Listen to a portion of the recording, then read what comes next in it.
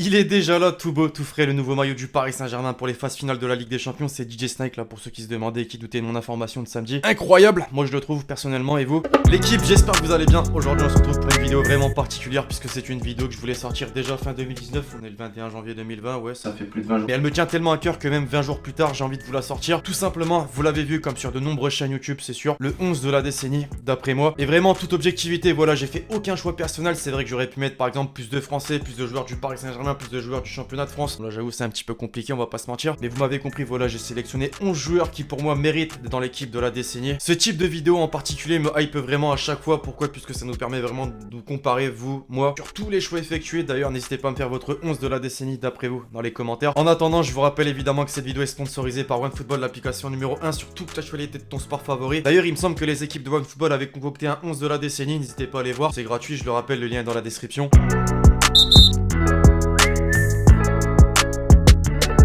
Je vous parlais d'objectivité sans mentionner le fait que je vous rappelle quand même que c'est sur la décennie, donc les joueurs qui ont percé entre guillemets sur les 2-3 dernières années. Évidemment j'ai pas pu trop les prendre en compte et je parle bien sûr des Kylian Mbappé, des Virgil van Dijk, d'autres joueurs tout simplement que vous avez également en tête. Voilà, c'est dit, il faut savoir que pour concocter une équipe évidemment il faut choisir un dispositif. J'ai pas mal galéré à le trouver, au début je partais sur un 4-3-3, je me suis dit qu'au final je pouvais pas aligner les joueurs que je voulais réellement mettre, donc j'ai sélectionné tout simplement l'équipe un 3-4-3. On va commencer dans les cages avec un joueur normalement que tout le monde est censé mettre dans son 11 de la décennie, je parle bien évidemment de Manuel Neuer. Il est blessé, c'est vrai maintenant depuis quelques temps. Les gardiens ont sans doute pris le dessus. En revanche, si on regarde sur les 10 dernières années, il a clairement régné sur le football, qu'on se le dise. Une véritable machine, tant avec le Bayern qu'avec la Mannschaft. Pour ma défense à 3, on a d'abord Sergio Ramos, inégalable, je pense, sur la décennie. Regardez simplement le palmarès. Le mec a terminé le jeu, pour reprendre des propos qui avaient été dits sur Varane lors de la Coupe du Monde 2018. Pour lui, c'est encore plus vrai, il a absolument tout remporté. Avec le Real Madrid, avec la Roja. À côté de ça, il a toutes les qualités qu'un défenseur se doit d'avoir. Mais il a aussi une âme de buteur. Faut savoir qu'il a quand même inscrit 89 buts à l'heure actuelle avec le Real Madrid. Alors ça fait un moment qu'il y est, c'est sûr, mais 89 buts quand même, défenseur central. De l'autre côté, on peut également parler de palmarès, mais pas que. Gérard Piqué. J'ai pas forcément été très fan du joueur en tant que tel, mais il faut se l'avouer, il est tout simplement l'un des meilleurs défenseurs centrales de la décennie. Il a un style différent de Ramos, mais se complète bien, notamment en sélection. Enfin, pour compléter ma charnière, je l'ai rarement vu dans les 11 qui ont défilé sur YouTube, et pourtant pour moi il mérite amplement sa place, Giorgio Chiellini. Hormis les 2 finales perdues en Ligue des Champions qui font tâche à son palmarès, le joueur en tant que tel est un véritable patron à la Juve pendant un grand nombre d'années, même encore actuellement d'ailleurs, avec cette ligne défensive en plus du rempart, force aux attaquants. Franchement, ils sont un peu plus hauts mais rentrent quand même dans le rôle d'un latéral. À gauche, tout d'abord Marcelo. En l'espace de 10 ans, on l'a vu, c'est clairement l'un des postes qui a le plus évolué, dans le sens où avant tu te contentais seulement d'être bon défensivement. Maintenant, faut encore l'être, forcément, t'es quand même un latéral gauche. Il y a quand même le terme défense, mais tu te dois également d'être bon offensivement. Marcelo, justement, pour moi, c'est ça qui a fait sa force. À droite, il est lui aussi brésilien. Il est le joueur en activité le plus titré de l'histoire. Je parle bien sûr de Dani Alves. J'aurais pu mettre Philippe Lam, clairement, qu'on se le dise, mais pour moi, Dani Alves est supérieur. Il a fait les beaux jours du Barça sur la moitié de la décennie. Ensuite, en s'essayant d'abord en Italie du côté de la Juventus, il a prouvé qui il était, et encore une fois de plus cette fois-ci en France du côté du Paris Saint-Germain. Pour moi c'est le meilleur latéral droit de cette décennie. Au centre, à présent j'étais choqué de voir que les deux n'ont pas forcément été mis dans tous les 11 que j'ai vu défiler sur YouTube, et pourtant c'est juste logique en fait. Je parle bien sûr de Xavi et Andrés Iniesta. En fait il n'y a même pas d'argument pour ces deux joueurs. Iniesta c'est tout simplement le meilleur, Xavi bah c'est le meilleur aussi. Qu'est-ce que tu veux dire? J'aurais pu mettre Modric également, qui a remporté 4 Ligues des Champions, le Ballon d'Or en termes de titres individuels. Il a été fantastique, ça c'est sûr, mais tu peux pas mettre quelqu'un à la place de Xavi ou Iniesta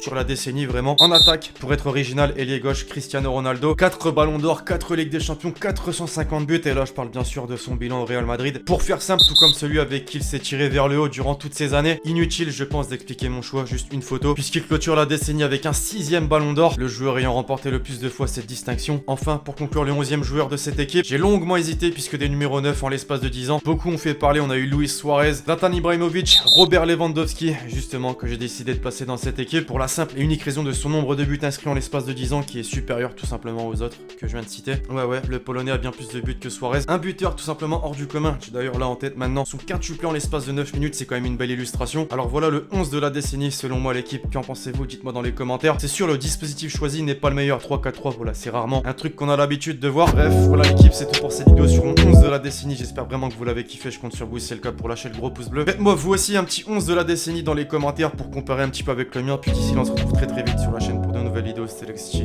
Ciao ciao.